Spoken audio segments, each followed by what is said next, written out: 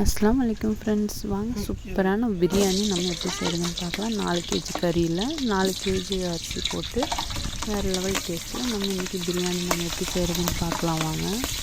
நான் ஃபஸ்ட்டு எண்ணெய் 1 லிட்டர் போட்டுக்கிட்டேன். 1 லிட்டர் போட்டு 15 பச்சை மிளகாய் போட்டுட்டேன், 2 பட்டையும் போட்டுட்டு 4 ஏலாச்சி போட்டிருக்கேன், ஏலக்காய்ன்னு சொல்லுவாங்க. போட்டு நம்ம ஒரு 1.5 கிலோ வெங்காயம் போட்டிருக்கோம். அதுக்கப்புறம் அதையும் நல்லா வணங்கி விட்டதுக்கப்புறம் நம்ம கொஞ்சம் உப்பு போட்டுக்கலாம். ஒரு கைப்பிடின்னா நான் ஒரு 3-4 ஸ்பூன் போட்டிருக்கேன். அது எதுக்குன்னு சொன்னால் வெங்காயம் நல்லா வணங்கி வந்துடும், உப்பும் பிடிச்சிரும். அதுக்கப்புறம் நம்ம இஞ்சி பூண்டு பேஸ்ட்டு மொத்தமாக நான் ஒரு 1/2 கேஜி அளவு உள்ளே போட்டிருக்கேன், மசாலா பேஸ்ட்டு சேர்த்து. இப்போ 3 போட்ட எல்லா மசாலாவும் சேர்த்து நம்ம நல்லா வணக்கி விட்டுறலாம். நல்லா தரமாக வணக்கி விட்டுடலாம். வணங்கி வந்துடட்டும் நல்லா. அதுக்கப்புறம் பட்டை லவங்க பொடி, நம்ம பட்டையும் போட்டிருக்கோம், அதனால் லவங்க பொடி நான் கொஞ்சமாக தான் போட்டிருக்கேன். அதையும் போட்டு வணக்கி விட்டுட்டு நம்ம கழுவி வச்சு அந்த 4 கேஜி கறி நம்ம போட்டுடலாம்.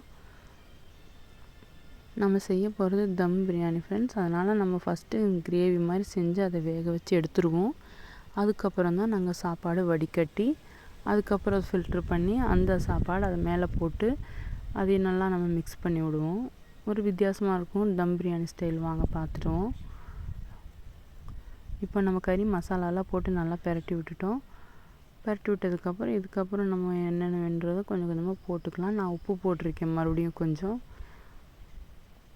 இதுக்கப்புறம் நம்ம மிளகாத்தூள் நம்ம ஒரு 3 ஸ்பூன் போட்டுக்கலாம். போதும், 3 ஸ்பூன் போதும், அதுவே ஜாஸ்தி தான். ஏன்னா ஆல்ரெடி பச்சை மிளகாய் நிறையா போட்டிருக்கோம். நல்லா கலரி விட்டுருங்க. எங்கள் ஹஸ்பண்ட் தான் பிரியாணி செஞ்சிட்ருக்காரு. ஏன்னா அதிக வெயிட் லக்கேஜு என்னால் அதை பேலன்ஸ் பண்ண முடியாது, அதனால் அவர் செய்கிறாரு, நான் ஹெல்ப் பண்ணிகிட்ருக்கேன் கூட.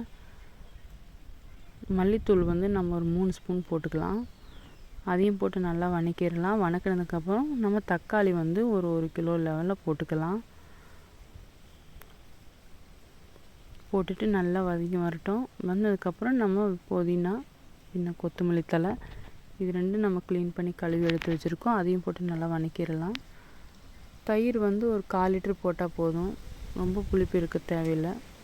லெமன் நான் 3 லெமன் புழிஞ்சு அந்த சாறு போட்டிருக்கேன். இப்போ இது நல்லா வதங்கி வந்துடட்டும். வாசனை அப்படியே வேறு லெவலாக இருக்குது பாருங்கள். நல்லா கொதிச்சு வந்துருச்சு, கறியெல்லாம் வெந்து வந்துருச்சு. இப்போ இதை நம்ம அப்படியே எடுத்து மூடி வச்சிட போகிறோம் பாருங்கள். இதுக்கப்புறம் நம்ம உலை வச்சுக்கலாம். ஒரு பாத்திரத்தில் தேவையான அளவு உப்பும் போட்டுக்கிறேன் நான். போட்டதுக்கப்புறம் நல்லா கொதித்து வரட்டும். கொதித்து வந்ததுக்கப்புறம் நம்ம ஊற வச்சுருந்த கழுவி எடுத்து வச்சுருந்த அரிசி 4 கேஜி நம்ம உள்ளே போட்டுடலாம். கூட எங்கள் ஹஸ்பண்டோட சிஸ்டர் எனக்கு ஹெல்ப் பண்ணிகிட்ருக்காங்க. அவ்வளோதான் ஃப்ரெண்ட்ஸ். அதுக்கப்புறம் நம்ம ஜிலேபி பவுடர் போட்டுக்கலாம். ஏன்னா சாப்பாடில் ஒரு கலர் இருந்தால் தானே சாப்பிட்றதுக்கு லுக்காக இருக்கும். அதனால் பாருங்கள் நல்லா கொதித்து வந்துருச்சு. அதாவது நம்ம முழுசாக வேக வைக்கக்கூடாது. இதை நம்ம ஒரு அரை வேக்காடில் தான் நம்ம வேக வச்சு எடுக்கணும். முழுசாக வச்சா அதில் போட்டு தம் இறக்கும்போது குழஞ்சி போயிடும் அரிசி. அதனால் ஒரு பயிர் மாதிரி இருக்கும்போது நம்ம எடுத்துடலாம். எடுத்ததுக்கப்புறம் நம்ம அந்த மசாலாக்குள்ளே போட்டு 4 திருப்பிட்டு ஒரு 1/4 லிட்டர் நெய்யும் போட்டு நம்ம மூடி தம் போட்டு வச்சிடலாம். ஒரு 1/2 hour தம்மில் இருந்ததுன்னு சொன்னாக்கா அந்த ஹீட்டில் எல்லாம் பாயில் ஆயிரும் ஃப்ரெண்ட்ஸ். இதுக்கு நம்ம டச்சராக புதினா சட்னியும் தேங்காய் சட்னியும் ரெடி பண்ணி வச்சுருக்கோம். அவ்வளோதான் ஃப்ரெண்ட்ஸ். செம்மையாக டேஸ்டியான சிக்கன் பிரியாணி 4 கேஜி கறியில் 4 கேஜி அரிசியில் வேறு லெவல் டேஸ்ட்டில் ரெடி. தேங்க்ஸ் ஃபார் வாட்சிங்.